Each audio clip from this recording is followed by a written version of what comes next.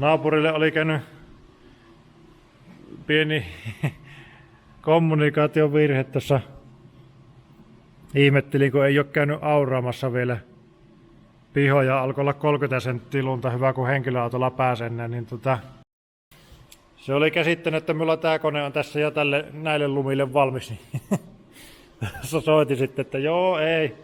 Kahdella onko ensi talvevekka vielä siinä vaiheessa, mutta on tää tässä edennyt pikkuhiljaa. Nyt kun saa tuon moottori, niin ei tarvitse sitä miettiä. Siinä meni vähän turhan paljon aikaa tuossa entisessä veivatessa, mutta nämä on näitä kuin vanhoja ja halpoja, mutta se on osa tätä. Ja tässä on sitten tuo pumpun ketjuveto.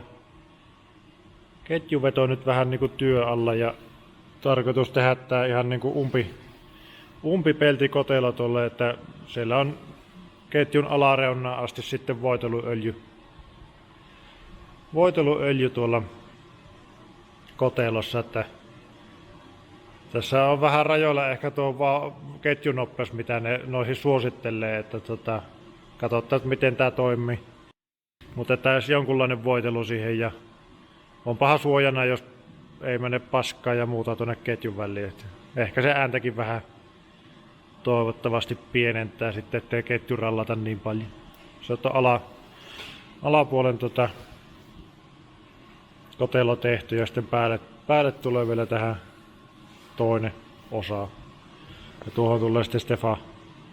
Mutta tässä periaatteessa, jos tähän haluaisi vielä yhden ylimääräisen pumpun, tähän hihnapyörä ja hihnaveto tänne alas ja pumppu tänne. Tulevaisuutta lähinnä mietin, jos tarvii, jos tää muutenkaan toimii. On tyhjennysroppu magneetilla. Sitten tässä on yläpinnan täyttökorkeusroppu ja sitten yksi täyttöroppu tulee vielä tänne päälle. Ja siellä on nyt reikä tuolla vaihelaatikko, eli se öljytilavuus tulee olemaan aika iso loppukädessä, koska se on täällä vaihelaatikossa sama, koska tämä akselin tiivistäminen ei kuitenkaan ehkä tällä systeemillä nyt onnistu, niin se on nyt tuolla tavalla ajateltu. Ja sitten tonne tein siellä on yksi laakeri tuossa akselilla laatikossa, niin tein rasvasnipan sinne. Tai porasin reijä ja laitoin rasvasnipan, että saa laakeri rasvata sitten tuolta sisältä. Mut sitten tajus, että tähän tulee pumppu minulla, että katsoa saisiko tähän kulmanipaan, että se rasvas onnistuu myös myöhemmin.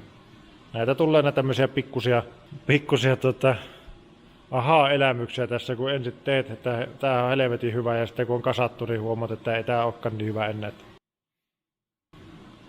Mut siitä se. Tässä tuli hommattu tämmönen pikkunen laaseri, niin sillä on hyvä ollut tästä vanerista tehdä kädikuvien pohjalta näitä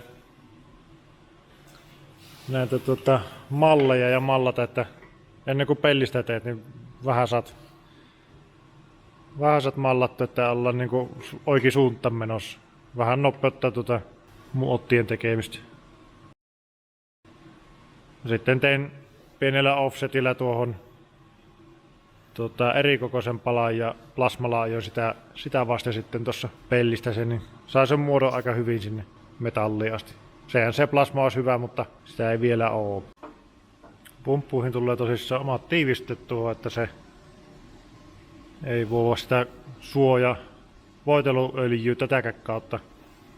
Tuossa on Stefa siihen akselin päähän. Ja tää on ollut vähän tuosta osien ehtimistä nyt välillä, kun tässäkin esimerkiksi ne oli tuumanen jenka pumpun päässä, niin vähän muutama kauppa piti käydä ja eri versio kokeilla, että sattui, kun ei nuo tuumaset pultit on niin mielessä.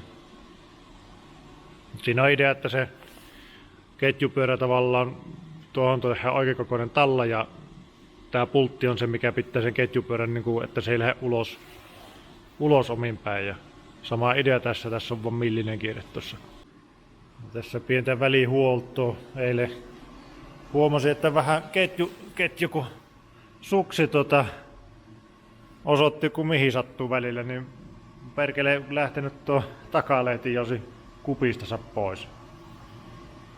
Se pitää kokeilla saa se paikalle ja lähteä tekemään kävelypolkuja tuonne hangille. Ja Terhinkin pitäisi sotkea uutta penssaa ja laittaa tulille. Tulille pääsis se on nyt kausi parhaimmillaan. Kelkkailun makku. Joo, sinne Lynxin suksen korjasi. Sitä oli tappi hävinnyt tuolta. Laitoin nyt 8 millin pultin, kun ei 10 mennyt. Kyllä ne nämä ajot vältä. Jos sitä pääsis polkkutallammaan sillekin pikkuhiljaa.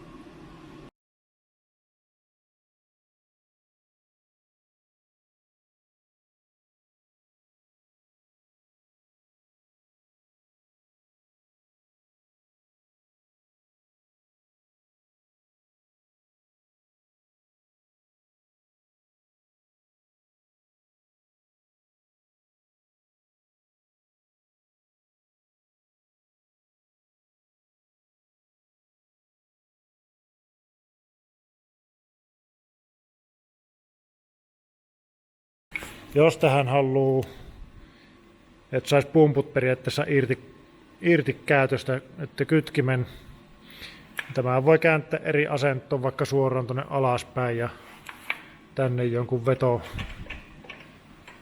vetosysteemin sitten. Voisi olla periaatteessa ylöspäin, niin sen saa suoraan vedolla tuonne koppiin.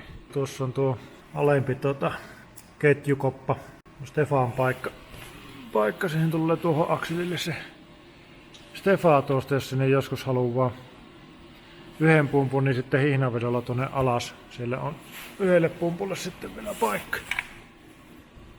Ja sitten meinasin kasata jo tätä pumppulinjaa, mutta alun perin oli idea, että se öljy olisi täällä vaihelaatikossa, vaan se menisi ihan perkeleesti ja sitten hakasen, kun tämä kone kallistelee, niin täällä on niin paljon sitä öljyä tulossa, että se öljyn pinta nousee höpelön korkealle. Tähän tehdään nyt semmonen, muutenhan tää olisi tiivis, mutta täältä akseleiden välistä niin pääsee tulemaan. Ja silloin tuli porattua tuohon reikä, että siitäkin päässä. Niin mä nyt teen tähän semmosen pienen peltikaukalun vielä pulteilla kiinni ja massalla, että se tavallaan niin kuin on auki yläpuolelta, mutta jos tästä akselilta vuottaa, niin se vuottaa tuosta tuonne kotelon puolelle. Eilen käynnistin moottori ekan kerran ja nyt se on jo pöydällä, mutta jo eilen itse asiassa päässyt näitä tekemään.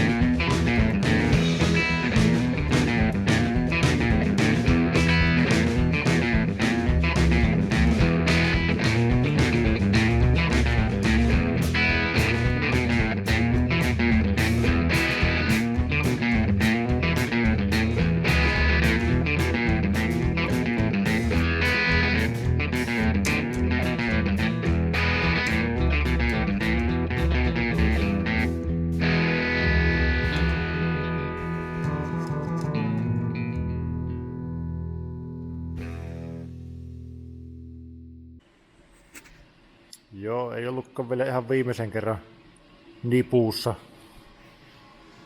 Pikkusen vuoti muutama tässä. Purin sitten, niin tuossa on jäänyt ihan pieni matka, mistä se vuoti, mutta on se vuotanut tuoltakin. Pikkusen liian vähän massaa. Se ei ihan suoraan ole kuitenkaan tämän. Se siitä vähän oli yöaikana pari tippaa tullut ja samalla sitten täältäkin puolelta vuoti, niin se on tullut tuosta luultavasti pultin läpi toiselta puolelta. Tää on tainnut pitää onneksi tämän kupin tuo massa. Se nyt vähän mietin, että otanko tuon tiivisten kokonaan irti vai ei ole nimittäin tiivistepaperi nyt mistä tehdä uutta vai putsaisiko vaan tuosta ja laittaisi massaa lisää. Tulipahan testattua samalla, että tämän pumppupaketin saa irti tuosta ilman pumppujen purkamista. Tosin piti keltaisen pumpun pohjasta ottaa tämä, että sitten mahtui tulemaan. Semmonen pikkunen, mutta tämän takia me vähän ajattelin, että parempi tässä pöydällä antaa nyt mahdollisuus, että vuottako. Jos se näillä viileillä öljyllä vuottaa, niin kyllä varmasti vuottaa lämpimilläkin. Mutta yritetään nyt. Se ei enää lähtenyt se paperitiivistä, eikä ollut enää paperia. Ei nyt tiedä, olisiko sillä ollut mitään funktio. Ehkä alun perin mietin ilman massaa sen paperin, niin nyt se on vaan massalla. Ja sitten laitoin tonne kuparirikkojen molemmin puolin kanssa vähän massaa nyt, että ei vuotais tosta tonne eteenpäin. Ja tässä saattaa joku huomatakin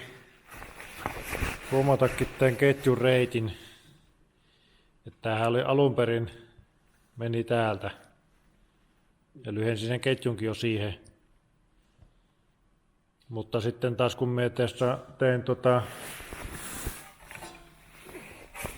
koteloa, niin tätä tehdessä taas mietin, että se menisi näin päin. Ja nyt tämä kotelo ei mahtunut silloin, kun se ketju meni tuosta yläkautta. Niin lyhensin sitten ketjua yhdelleenkin ja se on nyt tolla tavalla, että samaan asiaan se ajaa tuossa. Ja ketjun tiukkuus nyt on, siinä on vähän väliä. Tämähän se on se löysin puoli tämä tässä, että tämä pyörii niinku vastapäivään täällä, niin näin tulee olemaan niinku tiukalla ja täällä se löysä sitten. Me uskon, että tuo ketju löystyy aika äkkiä, niin katsotaan nyt tuolla systeemillä. Pitää laittaa tuo koppa takaisin paikalle massalla ja antaa kuivuttaa pari päivää massa, että testata sitten uudestaan öljyt sisälle, että kestääkö se nyt.